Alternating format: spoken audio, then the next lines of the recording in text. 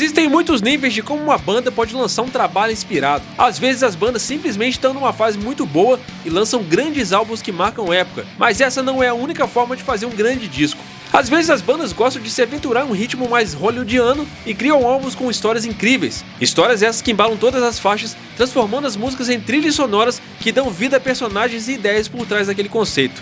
Existem muitos discos conceituais que merecem demais a sua atenção. Eu particularmente gosto muito dos trabalhos conceituais, porque além de ser uma forma muito criativa da banda lançar um disco, é também um jeito de criar músicas com bastante atmosfera e ambientação, e com certeza aumenta bastante o potencial das músicas. Eu já tive muitas experiências aí de escutar alguns discos que eram conceituais, e eu não sabia que eram conceituais, e depois que eu descobri que tinha toda uma história ali por trás daquele disco, eu fui saber qual era a história, e quando eu fui escutar o disco de novo, cara, eu tive uma outra experiência totalmente diferente. De fato é uma parada que agrega bastante ao trabalho e também é um grande desafio pra banda. Não é pra qualquer banda fazer isso não, cara. Conseguir conectar todas as músicas e amarrar tudo bonitinho pra fazer sentido com o que tá sendo tocado, com o que tá sendo falado, não é pra qualquer um. Então é nessa pegada aí de álbuns conceituais e de bandas que fizeram trabalhos incríveis em cima de uma história que a gente vai fazer o vídeo aqui de hoje, lembrando de alguns trabalhos que foram simplesmente incríveis em cima de conceitos.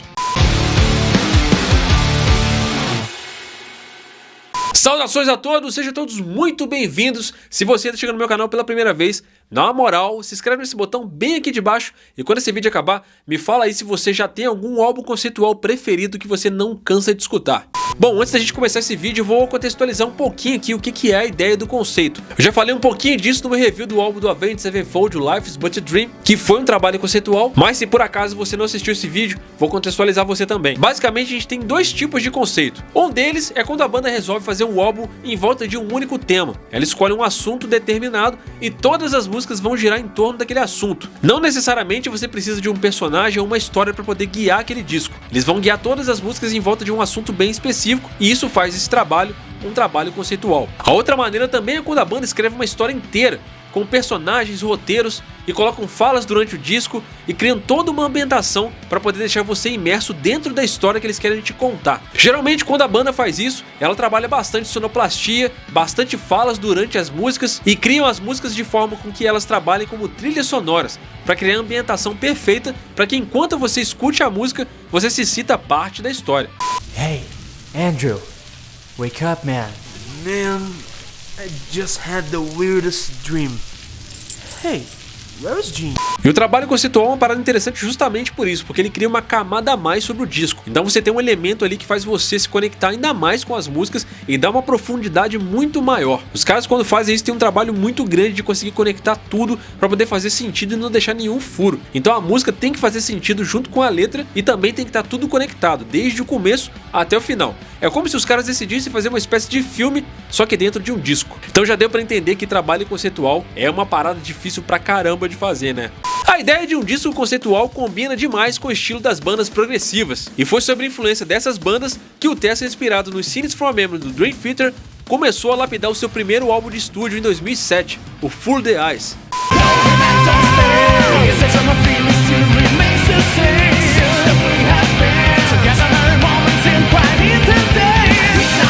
Quando os caras do Tessera começaram a compor seu primeiro disco, e veja bem, estou falando do Tessera, não do Tesseract, que é muito incrível que se você não conhece, pelo amor de Deus, acabou esse vídeo aqui, corre pra escutar o trabalho dos caras. Quando os caras do Tessera começaram a compor o seu primeiro disco, o Rafael Lamin teve uma ideia. Por que a gente não pega isso aí e amarra tudo dentro de uma história e faz um trabalho conceitual? Naquela época tinha bem pouco tempo que o Dream Theater tinha acabado de lançar os Scenes from a Memory, e um pouquinho depois o Angra lançou o Temple of Shadows, o que fazia total sentido naquela época pra uma banda que abusa bastante do tema erudito e de muita técnica nas faixas.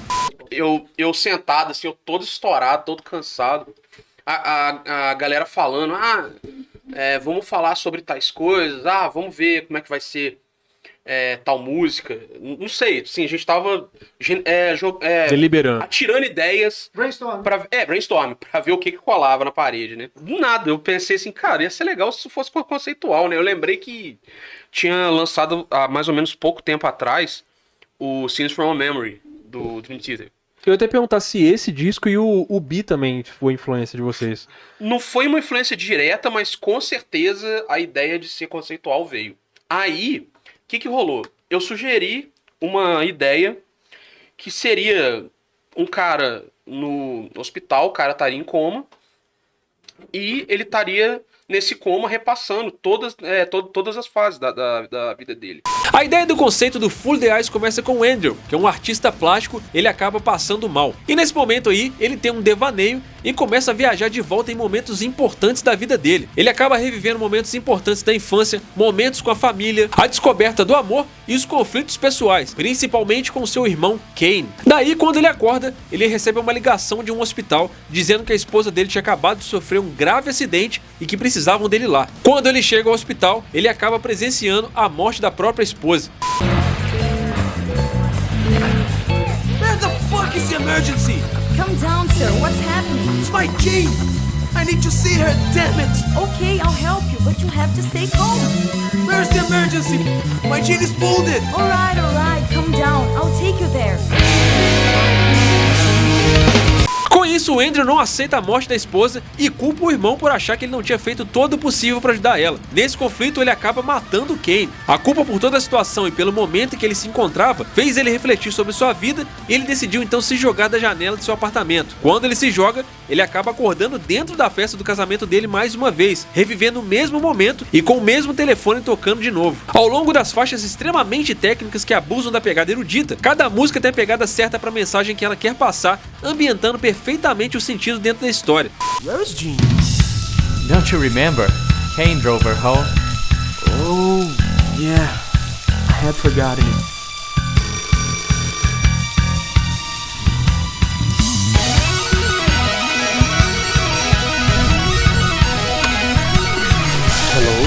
Hello, is this Mr. Andrew Hesser?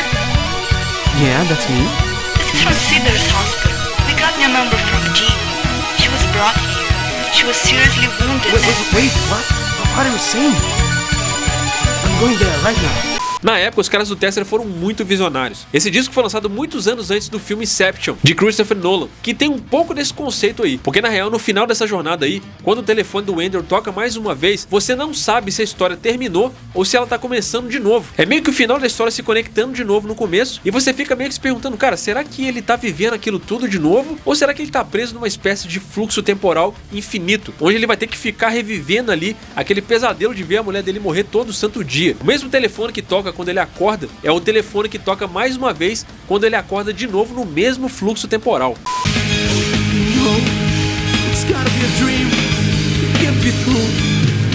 Oh no, no.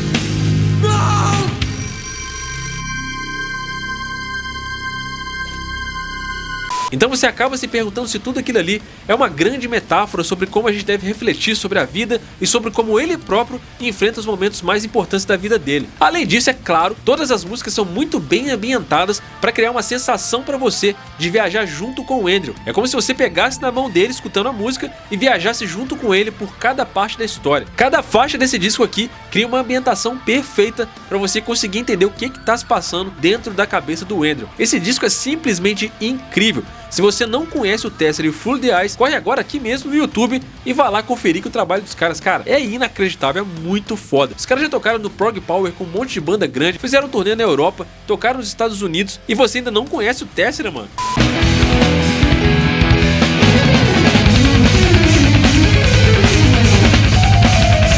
Ao longo dos anos tem uma banda que pegou muito gosto por fazer discos conceituais, com certeza foi o Angra. Desde 1996, quando eles lançaram o Rolling Land, os caras lançaram vários álbuns conceituais depois. E com certeza um dos álbuns conceituais do Angra que mais chama a atenção é o Temple of Shadows. Close your eyes, what do you see? Takes a while. Black sheep of the flock will soon be there. Journey to the sacred realm of dreams. O Temple of Shadows de 2004 conta a história de um cavaleiro templário das cruzadas do século XI, chamado de The Shadow Hunter, que questiona as ideias da Igreja Católica. A história começa com ele sendo escolhido por Deus para espalhar sua crença, o que leva ele a confrontar a igreja e ser considerado um herege. Ele se apaixona por uma mulher muçulmana, mas uma tragédia acaba caindo sobre sua família quando as cruzadas atacam sua cidade. Shadowhunter enfrenta desafios, perdas e questionamentos sobre sua jornada. Ele funda uma nova religião e começa a ser perseguido. Em seus últimos momentos de vida, ele ainda busca redenção e é visitado por anjos e demônios, enquanto reflete sobre suas ações. Pois é, você vai matar as pessoas para recuperar a Terra Santa. Ele se revolta um pouco com isso, questiona isso e passa a ser então perseguido pela própria igreja. Essa é a história. A última faixa desse disco é uma música incrível orquestrada, que é o resumo do disco todo de forma instrumental. Isso daí também é uma metáfora para poder representar o ciclo de vida e morte que o próprio personagem passa ao longo da história. E aqui a gente tem que enaltecer o trabalho principalmente do Rafael Bittencourt, não só do roteiro, da história que ele criou, mas também do trabalho de pesquisa para poder criar essa história aí que é simplesmente incrível. E um contexto bem importante dessa época aqui é que o Angra, quando lançou o Temple of Shadows, eles estavam podendo arriscar um pouco mais, porque como a gente sabe, o álbum anterior ao Temple of Shadows é o Rebirth, que tinha sido um período bem complicado para a banda. Depois que praticamente todo mundo saiu do Angra, só ficaram Rafael Bittencourt e Kiko Loureiro. Então quando uma formação praticamente toda nova chegou, era muito arriscado os caras fazerem um trabalho muito conceitual. Então eles resolveram fazer um trabalho que é muito bom, que é o Rebirth, mas que tem um pé um pouco mais no chão e remete um pouco mais ao trabalho tradicional do Angra. Então quando chegou o Temple of Shadows, os caras já estavam mais confiantes. Eles sabiam que aquela formação já tinha ganhado o coração da galera. Então nesse trabalho eles colocaram no limite tudo aquilo que eles sabiam fazer de melhor. E muita gente diz que aquele ali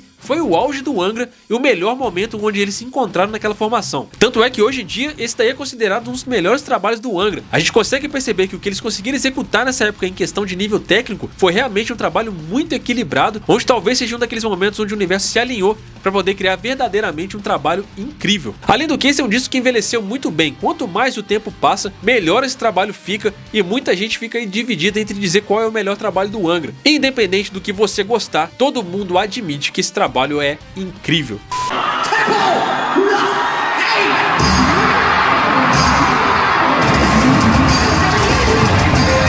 Liderados por Daniel Gendelo, o Pain of Salvation é uma banda que gosta de fazer trabalhos ousados e não tá nem aí se esse trabalho vai vender bem ou não. Os caras gostam de abusar bastante de trabalhos experimentais e eles não estão nem um pouco preocupados em serem comerciais. Os caras gostam de falar de assuntos contemporâneos e reflexivos, como guerra, meio ambiente e a real natureza de Deus em relação à criação do homem. E foi nessa mentalidade que os caras lançaram o quinto trabalho deles, o Be.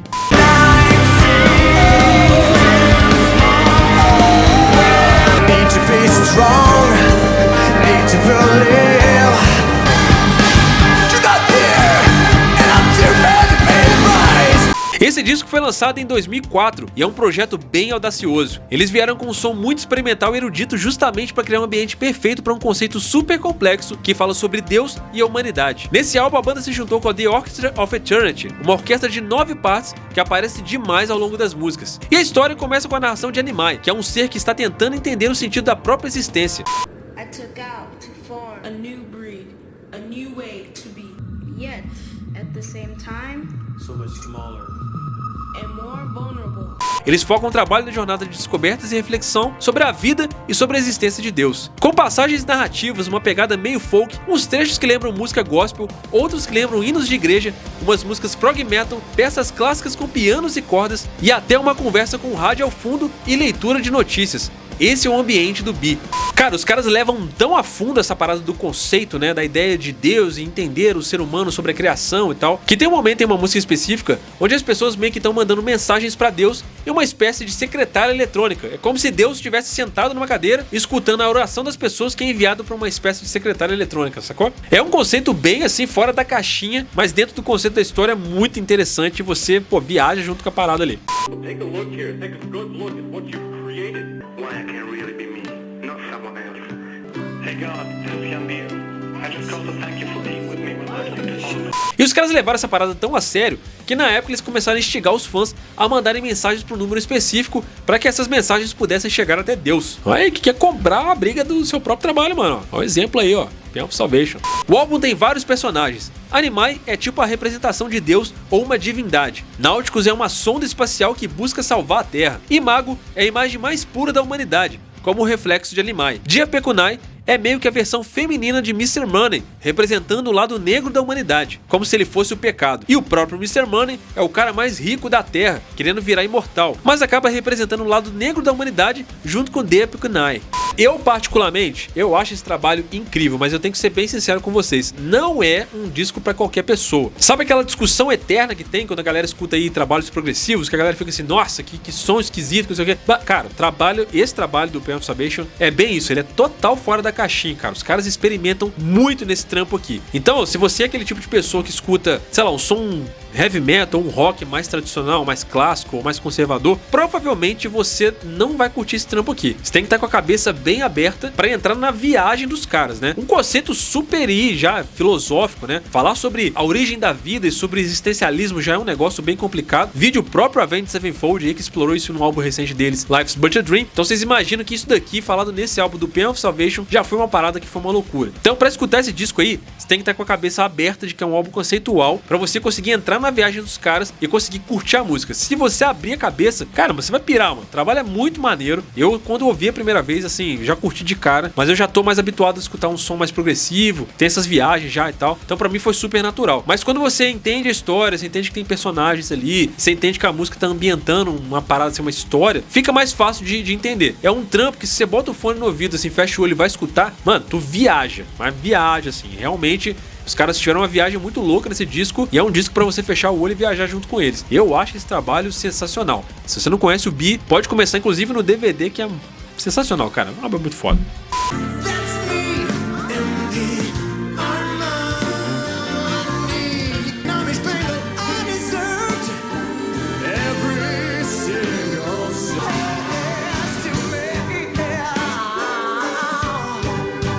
Se tem uma banda que sabe o que é compor, é o Dream Theater. Se tem uma banda que sabe o que é execução técnica em alta performance, é o Dream Theater. Existe aquele debate infinito sobre escutar músicas do Dream Theater e as músicas serem muito longas e a pessoa falar que dá sono, e tem gente que fala que é muita fritação. Cara, não interessa, independente do que você pensa, a gente tem que dar o braço a torcer, que os caras são absurdos, mano. Os caras são muito sinistros. São uma das bandas mais técnicas do planeta. Os caras, inclusive, já ganharam prêmio pela performance incrível deles, e a gente tem que dar o braço a torcer pros caras. Os caras são impressionantes. E claro que quando uma banda é capaz do que o Dream Theater é capaz, toda vez que eles falam que vão lançar um disco, cria-se muita expectativa sobre o que eles vão lançar. E foi mais ou menos isso que aconteceu quando os caras lançaram o álbum Scenes from a Memory.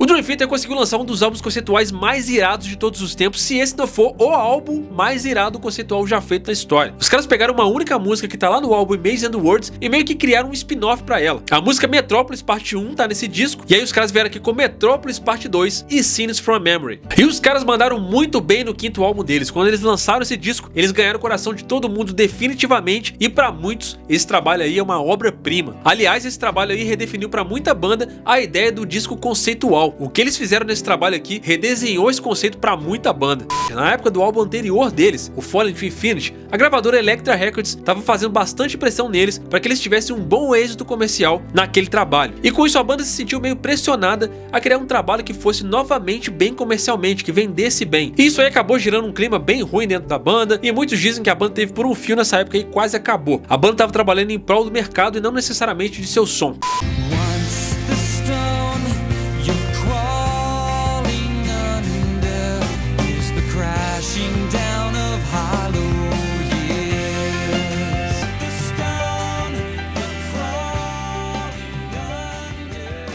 E como a gravadora viu que isso daí ficou por um fio da banda acabar, eles acabaram no disco seguinte dando carta branca pra eles fazerem o que eles bem quisessem. E foi assim que surgiu o Scenes from a Memory. E aí o Dream Theater atendeu o pedido da galera e continuou a história da música Metrópolis Parte 1, The Miracle and the Sleeper, do álbum Maze and the Words. E o projeto paralelo Liquid Tensile Experiment também deu uma força na inspiração. Inspirado em partes no filme Dead Again, de 1991, e Scenes from a Memory conta a história de Nicholas, que segue tendo sonhos e flashbacks de uma vida e épocas diferentes. Ele faz terapia de regressão e descobre que em uma vida passada ele foi uma mulher chamada Vitória, que foi assassinada em 1928. Ele vai mais fundo e desvenda um triângulo amoroso entre ela e dois irmãos muito diferentes, Julian, um jogador alcoólatra, também conhecido como The Sleeper, e Edward, um senador conhecido como The Miracle. Nicholas percebe que nunca vai conseguir seguir sua vida sem ele resolver o mistério por trás da morte da Vitória. A história dá algumas reviravoltas surpreendentes, incluindo uma grande reviravolta no final. Close your eyes and begin to relax. Imagine a brilliant white light above you. As I count back from 10 to 1, you will feel more peaceful and calm. E surpreendentemente para uma banda de prog metal, Scenes from a Memory foi o primeiro trabalho conceitual do Dream Theater. Durante as gravações do Falling to Infinity, onde os caras estavam passando muita pressão, os caras fizeram uma sessão de uma música de 21 minutos, que acabou não entrando no corte final do disco. Daí eles acabaram usando esse material no Metropolis Parte 2. Parte da música instrumental acabou se tornando parte da música Overture, Strange Deja Vu, The Dance of Eternity e One Last Time. E claro, né, esse disco aí foi a apresentação do grande e magnífico Jordan Rudess.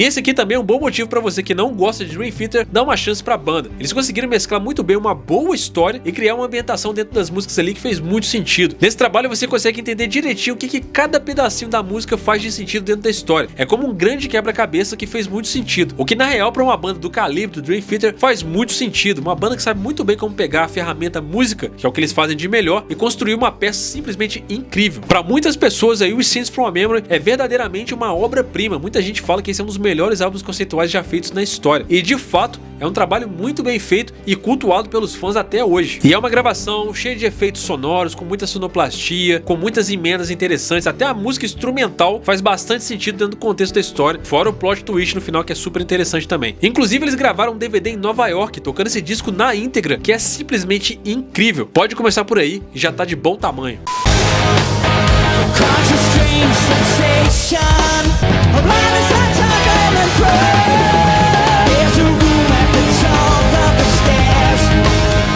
O trabalho conceitual pra banda é um negócio que é um desafio, cara, porque, como eu falei, tem que amarrar todas as músicas ali com letras e fazer pesquisa, e muitas vezes isso gera conflitos dentro da banda, porque você tem que amarrar tudo direitinho e é bem trabalhoso, você pode deixar furo e tal. Então assim, já mostra um esforço maior da banda. Eles não têm obrigação de fazer um trabalho conceitual, eles fazem porque querem, mas é como se os caras estivessem fazendo um filme que tá ambientado dentro da música. É como se o álbum que eles estão lançando fosse um filme roteirizado que tá preparado para criar uma experiência maior para você. Você é colocado dentro de uma história através da música dos caras. Eu acho simplesmente incrível e acho que a gente tem que tirar o chapéu pras bandas aí que topam esse desafio. Dá pra entender que é complicadíssimo fazer um trabalho conceitual, né? Mas isso na minha opinião, eu espero que você tenha a sua. Diz aí pra mim, cara, qual álbum conceitual você já escutou e você curtiu? E será que eu consegui convencer você a conhecer alguma dessas bandas aí nessa lista? Tamo juntão, muito obrigado pela sua audiência, até a próxima, valeu!